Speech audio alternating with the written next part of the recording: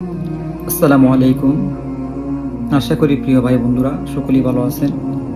আলহামদুলিল্লাহ, আপনাদের দোয়ায় আমিও অনেক ভালো।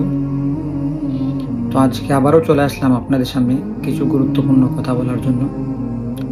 তো আজকের এই ভিডিওটি হচ্ছে খুব গুরুত্বপূর্ণ একটি ভিডিও।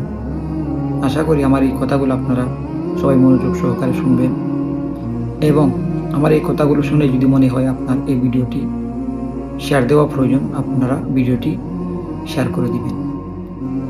তো আমি যে বিষয়টি নিয়ে কথা বলবো সেই বিষয়টি হচ্ছে এই বর্তমান সময়টা হচ্ছে বাংলাদেশে বর্ষাকাল, অর্থাৎ আমাদের গ্রামের অথবা আমাদের এলাকার আশেপাশে যে গ্রামগুলো রয়েছে সব জায়গায় চতুর্দিক দিয়ে পানি।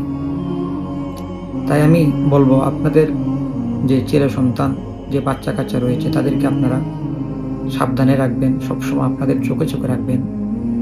কেন আমি এই কথাগুলো বলতেছি এর কারণ হচ্ছে আজ আমার গ্রামে আমার এক চাচাতো ভাইয়ের সন্তান, শিশু বাচ্চা, সে খেলতে খেলতে সে ওয়াশরুমের ভিতরে চলে যায় এবং সেই ওয়াশরুমের ভিতরে বালতি পুরানো পানি ছিল, ওই পানিতে সে ডুবে সে ওইখানে মারা যায়।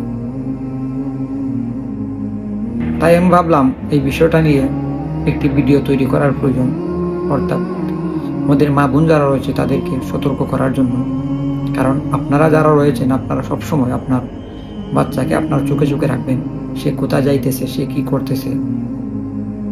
কারণ সে তো বুঝে নাই পানিতে গিয়ে পড়লে যে সে মারা যেতে পারে, আগুনে হাত দিলে যে তার হাত পুড়ে যাবে, তার মাথায় ওই নলেজটা নাই, সে তো ওইটা বুঝে না। যার কারণে আপনার বাচ্চা কাচ্চার প্রতি আপনাকে যত্নশীল হতে হবে।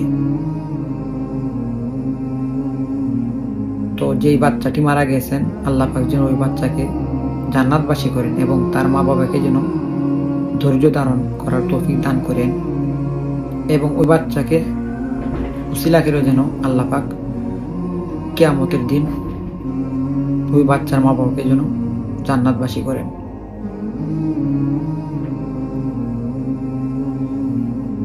তো আপনাদেরকে বলবো আপনারা আপনাদের বাসা বাড়িতে ওয়াশরুমে আপনারা কখনো বালতির মধ্যে এইভাবে খোলা অবস্থা পানি রাখবেন না। যদি আপনারা বালতিতে পানি রাখেনও তারপর ওইটা আপনারা ঢেকে রাখবেন। আর আজকের এই ভিডিওটি যদি মনে হয় আপনাদের শেয়ার দেওয়ার, আপনারা বেশি বেশি করে শেয়ার করবেন। আপনার একটি শেয়ারের কারণে হয়তোবা অন্য একটি বাচ্চা প্রাণ বেঁচে যেতে পারে। তো সবাই ভালো থাকবেন, সুস্থ থাকবেন। আল্লাহ হাফেজ।